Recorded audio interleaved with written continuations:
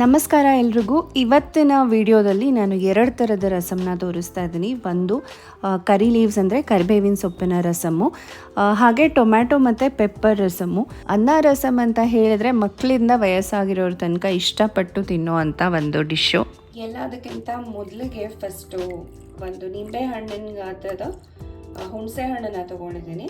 ಆ ಹುಣಸೆ ಹಣ್ಣನ್ನು ನೀರಲ್ಲಿ ನೆನೆಸಿಟ್ಕೋತಾ ಇದ್ದೀನಿ. ಒಂದು 5ರಿಂದ 10 ನಿಮಿಷ ಅದನ್ನು ನೆನೆಸಿದ್ರೆ ಸಾಕಾಗತ್ತೆ. ಈಗ ಗ್ರೈಂಡ್ ಮಾಡೋಕ್ಕೆ 1 ಸ್ಪೂನಷ್ಟು ಮೆಣಸನ್ನ ಹಾಕೋತಾ ಇದ್ದೀನಿ. ಈಗ 1 ಸ್ಪೂನಷ್ಟು ಜೀರಿಗೆ, ಈಗ 5ರಿಂದ 6 ಎಸಳು ಬೆಳ್ಳುಳ್ಳಿ, ಈಗ ಕರಿಬೇವಿನ ಸೊಪ್ಪು, ಫ್ರೆಶ್ ಆಗಿರೋ ಅಂಥ ಕರಿಬೇವಿನ ಸೊಪ್ಪು, ಈಗ 4ರಿಂದ 5 ಬ್ಯಾಡಗಿ ಮೆಣಸಿನ್ಕಾಯಿನ ಹಾಕ್ಕೋತಾ ಇದ್ದೀನಿ. ಬ್ಯಾಡಗಿ ಮೆಣಸಿನ್ಕಾಯಿ ಯಾಕೆ ಅಂತ ಹೇಳಿದ್ರೆ ಆಲ್ರೆಡಿ ಪೆಪ್ಪರ್ ಹಾಕ್ಕೊಂಡಿರೋದ್ರಿಂದ ಪೆಪ್ಪರ್ ಸ್ವಲ್ಪ ಸ್ಟ್ರಾಂಗ್ ಸ್ಪೈಸಿನೇ ಇರುತ್ತೆ, ಖಾರನೇ ಇರುತ್ತೆ. ಅದಕ್ಕೋಸ್ಕರ ಬ್ಯಾಡಗಿ ಮೆಣಸಿನ್ಕಾಯಿನ ಯೂಸ್ ಮಾಡ್ತಿರೋದು. ನಾರ್ಮಲ್ ಖಾರ ಇರೋ ಮೆಣಸಿನ್ಕಾಯಿ ಯೂಸ್ ಮಾಡಿದ್ರೆ ತುಂಬ ಖಾರ ಆಗಿಬಿಡುತ್ತೆ. ನೀವು ಅದು ಬೇಕಾದರೂ ಯೂಸ್ ಮಾಡಬಹುದು. ಈಗ ಇದಕ್ಕೆ ಸ್ವಲ್ಪ ನೀರನ್ನು ಹಾಕ್ಕೊಳ್ಳೋಣ. ನೀರನ್ನ ಹಾಕ್ಕೊಂಡು ಇದನ್ನು ಗ್ರೈಂಡ್ ಮಾಡ್ಕೊಳ್ಳೋಣ.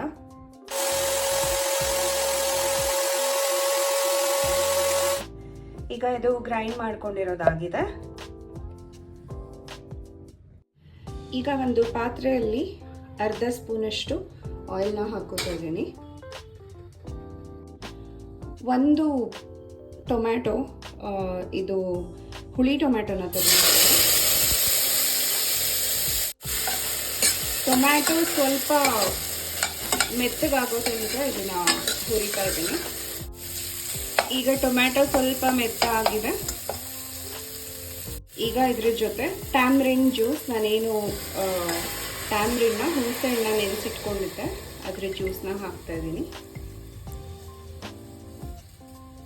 ಹತ್ರ ಗ್ರೈಂಡ್ ಮಾಡ್ಕೊಂಡಿದ್ದಂಥ ಪೇಸ್ಟನ್ನ ಕೂಡ ಹಾಕ್ತಾ ಇದ್ದೀನಿ.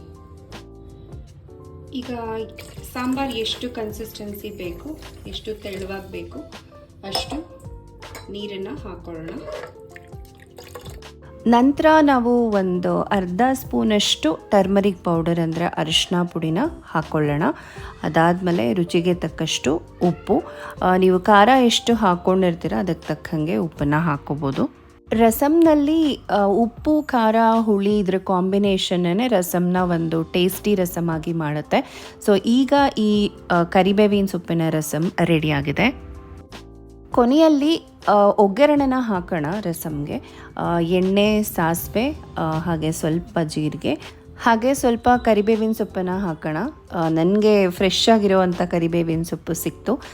ಹಾಗೆ ಸ್ವಲ್ಪ ಹಿಂಗನ್ನು ಹಾಕಿದ್ರೆ ಜೀರ್ಣಶಕ್ತಿಗೆ ಅದು ಹೆಲ್ಪ್ ಮಾಡುತ್ತೆ. ಹಾಗೆ 2 ಒಣಗಿರೋ ಮೆಣಸಿನ್ಕಾಯಿ. ಈಗ ಒಗ್ಗರಣೆನ ರಸಮಲ್ಲಿ ಹಾಕಿದ್ರೆ ಈಗ ರಸಮ್ ಕಂಪ್ಲೀಟಾಗಿ ರೆಡಿಯಾಗಿದೆ.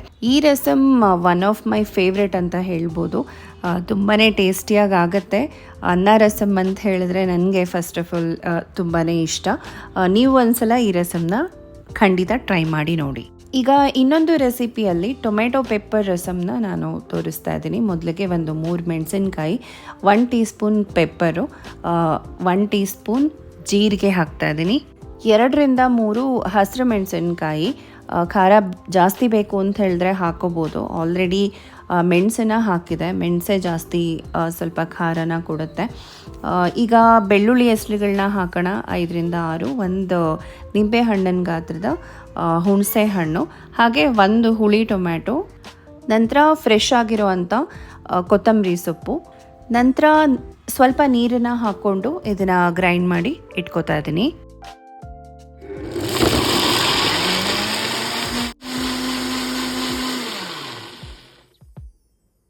ಈಗ ಒಂದು ಪಾತ್ರೆಯಲ್ಲಿ 2 ಟೇಬಲ್ ಸ್ಪೂನಷ್ಟು ಆಯಿಲ್ನ ಹಾಕೋತಾ ಇದ್ದೀನಿ. ಒಗ್ಗರಣೆಗೆ ಹಾಗೆ ಸಾಸಿವೆ ಮತ್ತು ಸ್ವಲ್ಪ ಜೀರಿಗೆ ಹಾಕೋತಾ ಇದ್ದೀನಿ. ಸ್ವಲ್ಪ ಕರಿಬೇವಿನ ಸೊಪ್ಪು. ಇವತ್ತು ಕರಿಬೇವಿನ ಸೊಪ್ಪು ಫ್ರೆಶ್ ಆಗಿರೋದು ಸಿಕ್ಕಿಲ್ಲ, ಸೊ ನನ್ನ ಹತ್ರ ಒಣಗಿಸಿಟ್ಕೊಂಡಿರುವಂಥ ಕರಿಬೇವಿನ ಸೊಪ್ಪಿತ್ತು, ಅದನ್ನು ಹಾಕ್ಕೋತಾ ಇದ್ದೀನಿ. ಈಗ ಹಾಗೆ 1 ಟೊಮ್ಯಾಟೊ, ಇದು ಕೂಡ ಹುಳಿ ಟೊಮ್ಯಾಟೊನೇ. ಟೊಮ್ಯಾಟೊ ಸ್ವಲ್ಪ ಬೆಂದ ಮೇಲೆ ಇವಾಗ ಗ್ರೈಂಡ್ ಮಾಡಿಟ್ಕೊಂಡಿರುವಂಥ ಏನು ಮಿಶ್ರಣ ಇದೆ ಅದನ್ನು ಹಾಕ್ಕೊಳ್ಳೋಣ.